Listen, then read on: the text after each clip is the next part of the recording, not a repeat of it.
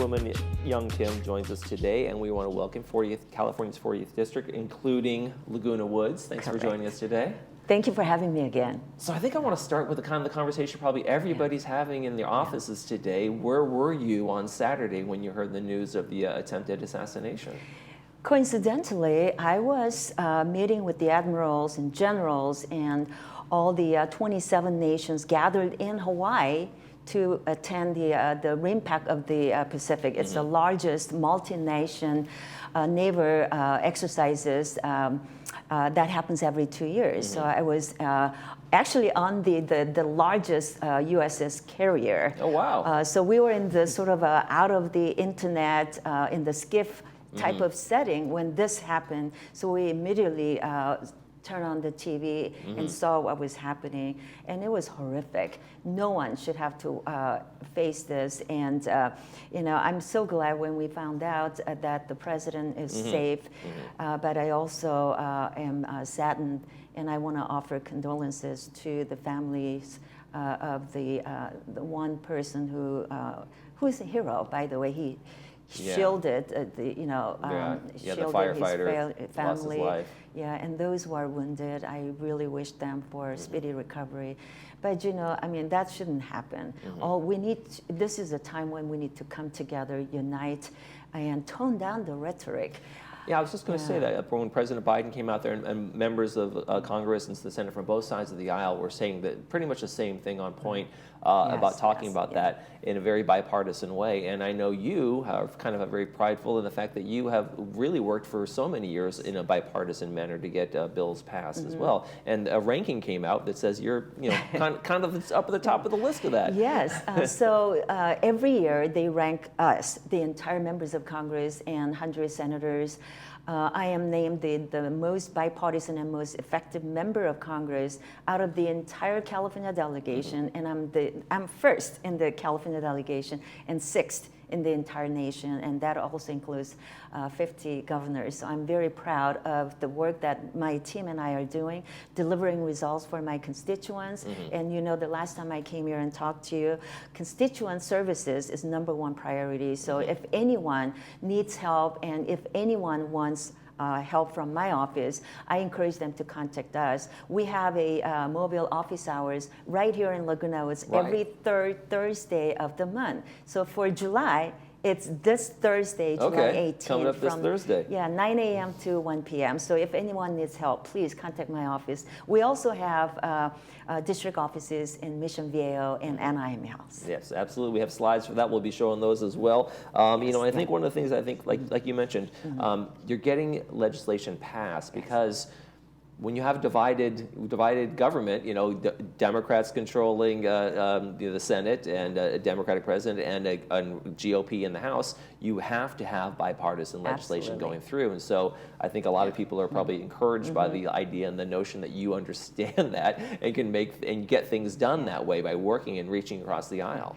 And talking about reaching across the aisle and working with your counterparts from the other side, I have worked with my Democrat members, especially from California, and I've really focused on lowering Medicare costs and making sure that we protect Medicare, Social Security, and so forth. Yes, yeah. And so, what are some of the things you're doing on that front right now? What can we be looking forward to? So, most seniors do not know that if they don't sign up when they are eligible to sign up for Medicare at the age of 65, because these days, you know, 65 is young. We continue to work, and so oftentimes we figure that, well, I don't need to sign up for this, and I'll wait until I'm actually retiring. And later they find out that they have to pay more premiums for the Medicare when you don't sign up. And so I introduced the Medicare Economic Security Solutions Act. What it will do is it will cap the penalties for not signing up on time, and it will cap the duration of Medicare Part B, the premium that goes up every year. And it's not just for 1 or 2 years, it's for life. Okay. People don't know that. Right. Right now, the premium for the Medicare part is about $175 a month. On top of that, you will be paying additional premium because you didn't sign up, and sometimes you don't know it. So I'm capping that, the penalty and also the duration of the penalty that will occur. Now this, we need to make sure that gets through the finish line, so we'll get have the president sign that, the Senate sign off, the president sign it. But it's a common sense thing. So I got my Democratic colleague to work with me on this. So I think we're going to get it done. Yeah, and I think people need to realize, like you said, they're working. I have insurance through my company. I didn't need to bother, but it's one of those things where you just do it no matter what, because it's going to make a difference. And eventually, when you retire, there it is, and it's ready for you. Yes, I mean, and sometimes too. I mean, the ones that is hurting the most is those living on a fixed income, and that's senior citizens. And they need to make sure that they know that they are protected with the Social Security, the monies that they worked so hard for all their lives. So we are really working to make sure that we protect Medicare and Social Security, and this is, again, one of my top policy priorities. And as a representative for folks right here in Laguna Woods Village, you're also working towards helping people kind of prepare for retirement. Yes, and what are some of the steps you have seen that folks need to do, or what are you doing to help them get there? So people may not know, but I serve on the House Financial Services Committee, but I'm also the co-chair of the Financial Literacy and Wealth Creation Caucus.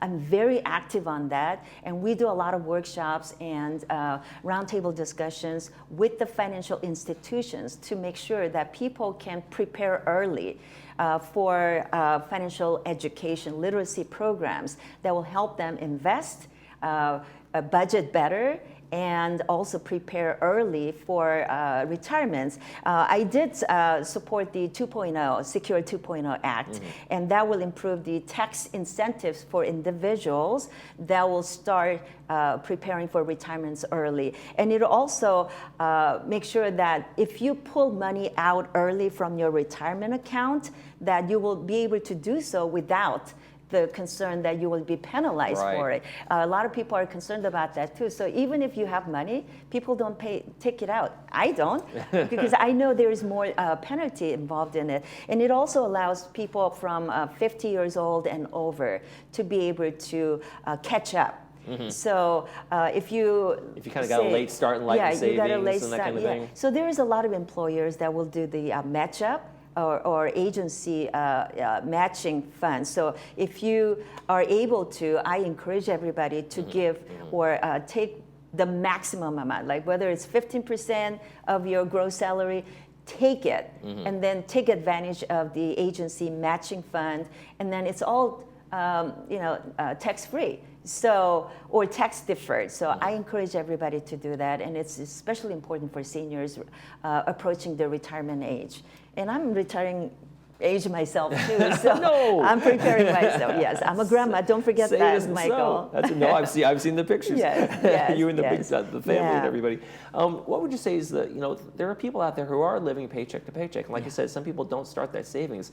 What's some of the best advice, or some of the things you've learned over the years about people that what do they need to do now to make sure that they're going to have that a little bit of a nest egg at least? Well, understand what compound interest is, right? So if you have the ability to save money today, it's never late to do it. So if you put away $1,000 today and then forget about it, okay, and then a few years later, you'll be surprised the magic of compound interest. People need to understand that. Now, if you have a limited amount that you can put away in CDs, mutual funds, just check around which one gives you the best buck for your dollars that you put away. Just understanding different resources, different type of investment tools that's available. But if you have a financial advisor, please talk to them and let them know what or find out what your options are. Start early. Financial literacy education is key to unlocking the future opportunities on how you can be better prepared for future retirement. Absolutely, and get out to one of the offices when you guys are doing your mobile offices and make a visit and talk to you in person. They can do that as well. And coming up this Thursday, like you said. So look forward to that. Representative Young Kim, 40th Congressional District, thank you so much for joining us today. Thank you for having me. All right, when we come back, we'll be hearing from a music lovers club. Stay with us.